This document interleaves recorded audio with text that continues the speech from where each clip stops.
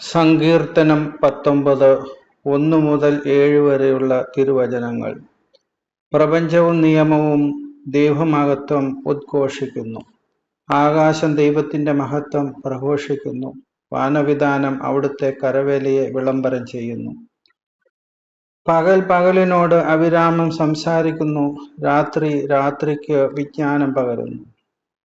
ഭാഷണമില്ല, വാക്കുകളില്ല, ശബ്ദം പോലും കേൾക്കാനില്ല.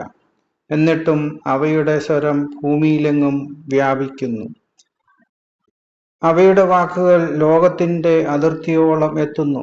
അവിടുന്ന് സൂര്യനൊരു കൂടാരം നിർമ്മിച്ചിരിക്കുന്നു. മണവറയിൽ നിന്ന് മണവാളനെന്ന പോലെ സൂര്യൻ അതിൽ നിന്ന് പുറത്തു വരുന്നു. മലനെ പോലെ പ്രസന്നതയോടെ അവൻ ഓട്ടം ആരംഭിക്കുന്നു. ആകാശത്തിന്റെ ഒരറ്റത്ത് അവൻ ഉദിക്കുന്നു, മറ്റേ അറ്റത്ത് അവന്റെ അയനം പൂർത്തിയാകുന്നു. അവന്റെ ചൂടിൽ നിന്നും ഒളിക്കാൻ ഒന്നിനും കഴിയുകയില്ല. കർത്താവിന്റെ നിയമം അവികലമാണ്, അത് ആത്മാവിന് പുതുജീവൻ പകരുന്നു.